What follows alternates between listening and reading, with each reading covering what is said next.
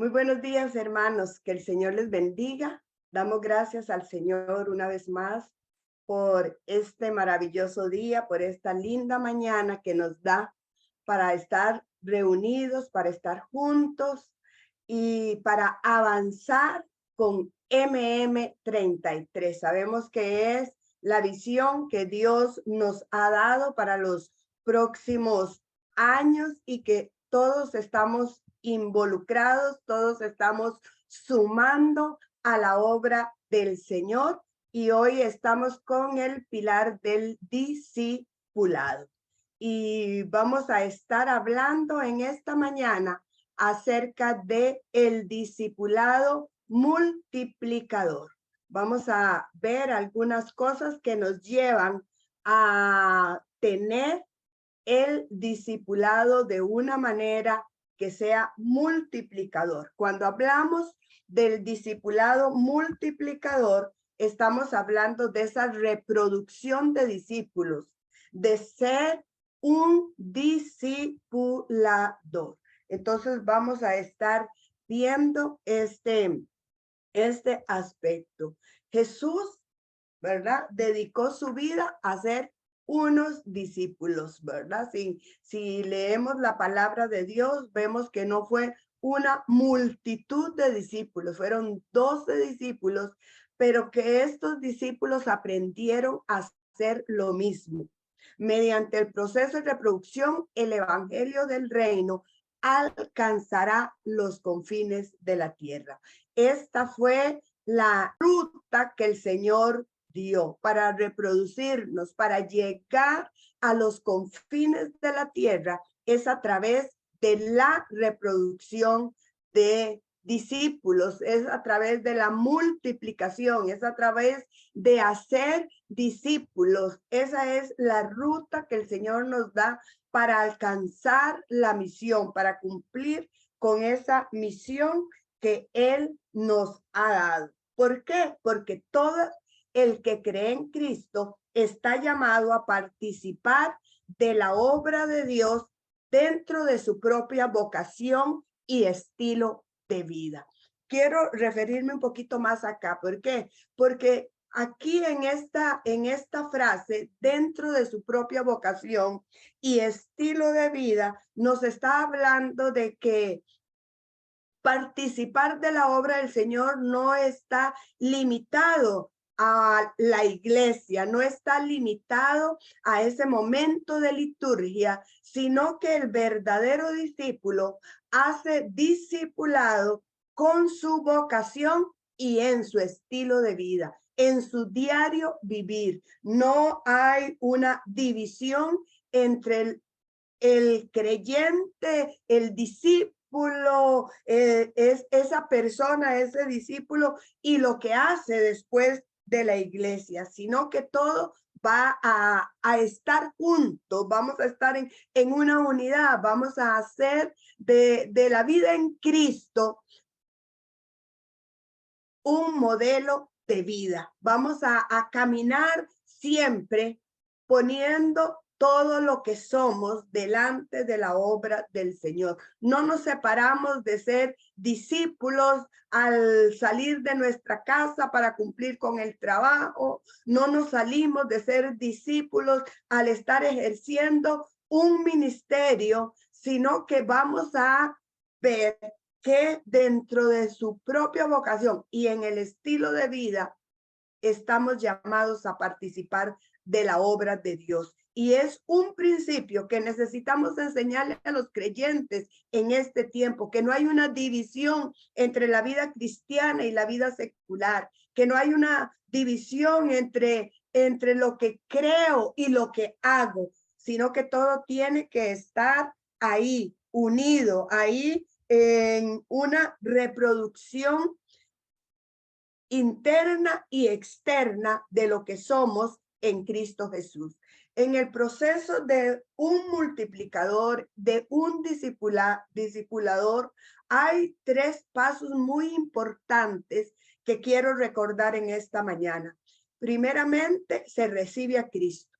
En segundo lugar, se convierte en un discípulo. Y en tercer lugar, se hace un discipulador.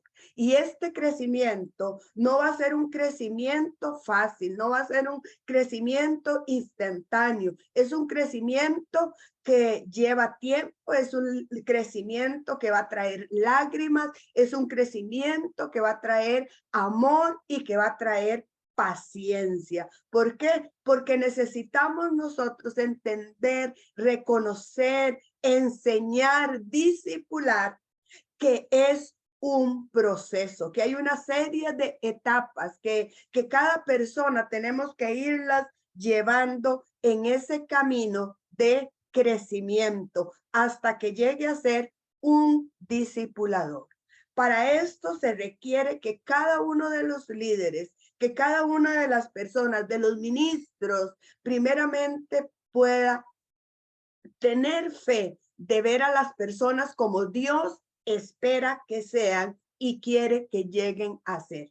Esto es un punto muy importante. ¿Por qué? Porque nos va a llevar a nosotros que a la hora de que estemos dando una formación de discipulado, nosotros podamos ver en esas personas lo que Dios quiere que sean, lo que Dios quiere que lleguen a ser. Y no vamos a tirar enseñanzas por enseñar enseñanzas, por tener la gente ocupada recibiendo, sino para que sea un proceso de formación donde cada uno encuentre el propósito de Dios, donde cada uno, que nosotros como ministros del Señor sepamos cuál es el camino que se ha trazado para que estas personas, para que estos creyentes sean formados en discípulos, para que lleguen a ser discipuladores, que tengamos muy claro lo que Dios quiere hacer en esto. La semana pasada les hablé, bueno, ¿qué esperamos que estas personas sean dentro de 5 años?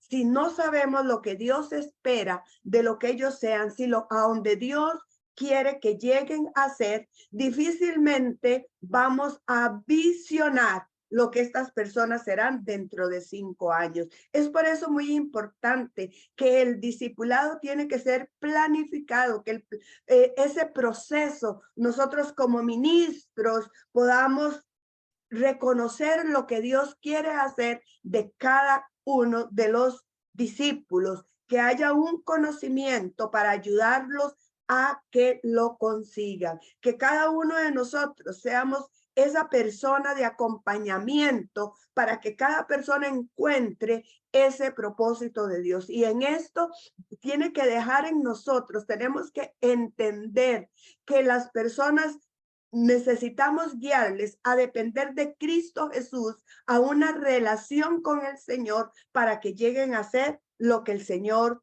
quiere que sea. Hechos 6:7 decía, y la palabra de Dios crecía y el número de los discípulos se multiplicaba en gran manera en Jerusalén.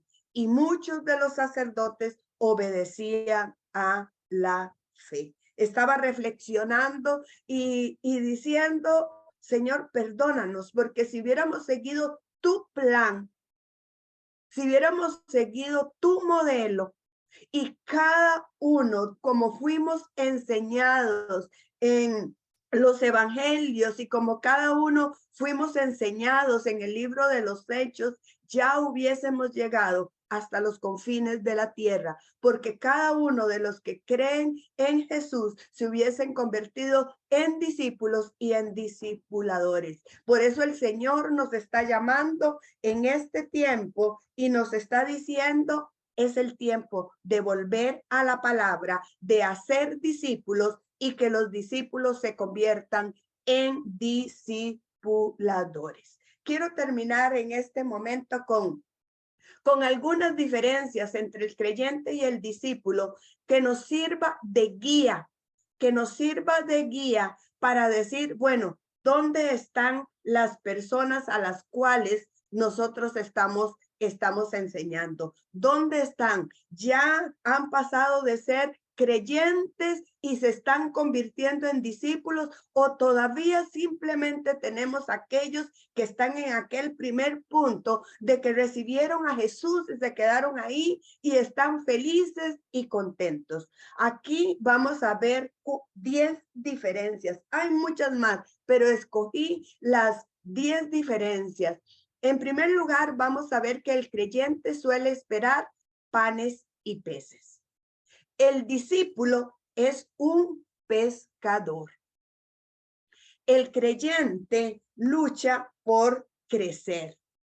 El discípulo por reproducirse. Y veamos ahí esta cita, Mateo 28, 19 y 20, que no podemos dejar de mencionar al hablar del discipulado, que el Señor dijo: id y haced discípulos a todas las naciones. Y quiero presentar también en este punto una relación entre el discipulado y las misiones. ¿Por qué? Porque un verdadero discípulo cree en las misiones, un verdadero discípulo hace misiones, un verdadero discípulo va a las naciones. Entonces, ¿por qué? Porque no está separado. Ir y hacer discípulos a todas las naciones. Y Mateo, el libro de los Hechos, nos habla a nosotros también de que necesitamos relacionar aquí también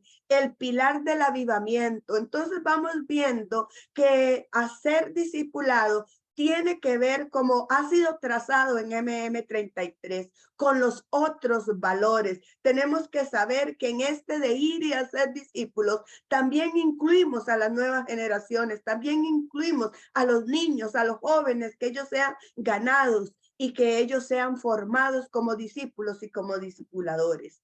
Número 3, el creyente se gana, el discípulo se hace. O sea, hay un proceso, hay una formación, hay un precio.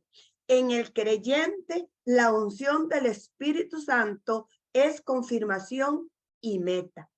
En el discípulo es medio para lograr la meta de ser testigo eficaz a toda criatura.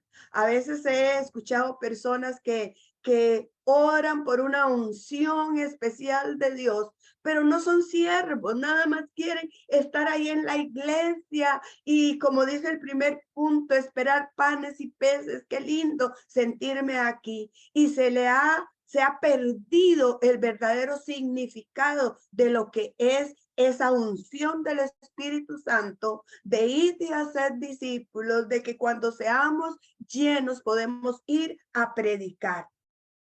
El creyente vale para sumar, el discípulo para multiplicar. Lo dejo este punto para que usted medite qué es lo que usted tiene. Si usted está sumando creyentes o usted está llevando a una multiplicación a la iglesia del Señor, porque los discípulos se multiplican. Los creyentes aumentan la comunidad. ¿Qué hacen los discípulos? Aumentan las comunidades. ¿Por qué? Porque el creyente nada más está ahí para sumar, para que lo veamos, pero los discípulos se multiplican, se reproducen. Y aquí algo que me llama mucho la atención. Los creyentes del siglo XXI están trastornados por el mundo, y lo hemos visto, la influencia del mundo en la iglesia, la influencia del mundo en nuestros jóvenes, cómo hemos permitido que el mundo entre a la iglesia, cómo le hemos dicho a lo malo bueno, cómo nosotros nos hemos apartado de la santidad de Dios para que las personas no paguen ese precio de discípulo. ¿Por qué? Porque el que quiera ser mi discípulo, niéguese a sí mismo, tome su cruz y sígame. ¿Qué hicieron los discípulos de la iglesia primitiva? Trastornaron el mundo, y es una de las metas. Tenemos que orar al Señor, tenemos que formar a los creyentes para que su medio, para que su entorno, para que las esferas en las que ellos se muevan sean trastornados por un testimonio de un verdadero discípulo, por una predicación verdadera, por una unción poderosa que está para hacer milagros. Los creyentes esperan milagros, los discípulos hacen milagros, obran milagros, no están ahí esperando, están operando en el poder del Espíritu Santo. El creyente es un ahorro, el discípulo una inversión. Y quiero terminar con este último punto. ¿Por qué? Porque esto es lo que muchas veces está trazando el avivamiento. ¿Por qué? Porque el creyente espera un avivamiento. Está ahí diciendo, bueno, se está orando por un avivamiento, pero aquí me quedo, no me sumo, sino que nada más estoy esperando el avivamiento. Pero el discípulo es parte del avivamiento. Así como usted y yo estamos aquí en esta mañana y hay muchos que están participando de plataformas de oración, de intercesión, que son parte ya del avivamiento. Para algunos de nosotros, el avivamiento ya está entre nosotros, pero necesitamos nosotros que toda la iglesia entre en el avivamiento. Y es por eso que el proceso discipulado nos va a llevar a nosotros a que estos creyentes pasen a ser discípulos y discipuladores. Yo les dejo con esta enseñanza para que usted pueda evaluar, bueno, ¿dónde están los creyentes a los que Dios le ha permitido a usted formar, guiar, liderar, ya sea como un líder de un ministerio? Porque a veces pensamos, bueno, es que eso es lo que le toca al pastor. No, no, no, no. Si Dios nos ha llamado a cada uno de nosotros, somos llamados a ser discípulos, sea el ministerio, sean los ministerios de niños, los ministerios de jóvenes, los ministerios de varones, los ministerios de mujeres. Estamos llamados a ser discípulos del Señor. Padre, en el nombre de Jesús. Señor, vemos, oh Dios, que ir y hacer discípulos es la tarea de hoy, Señor. Sigue siendo tu mandato, sigue siendo tu tarea que nos das a cada uno de nosotros. Ayúdanos en este tiempo, Señor, a volver a esta palabra, Señor. Padre, para levantar una generación de hombres y mujeres que te amen, de hombres y mujeres que te sirvan, de hombres y mujeres, Señor, que vuelvan las predicaciones a los púlpitos, que sean de entrega, que sean de sacrificio, Señor. Padre, que no seamos irresponsables en permitir que el mundo entre en la iglesia, que el mundo invada la casa de los creyentes, sino que llevemos a la iglesia a la santidad que se espera de un discípulo de Jesucristo. Ayúdanos, Señor, en esta tarea. Ayúdanos, Señor, a pararnos en la brecha. Ayúdanos a ser fieles a tu mandato, Padre. En el nombre de Cristo Jesús. Amén y amén. Bendiciones, mis amados hermanos, y estamos viéndonos. Gracias,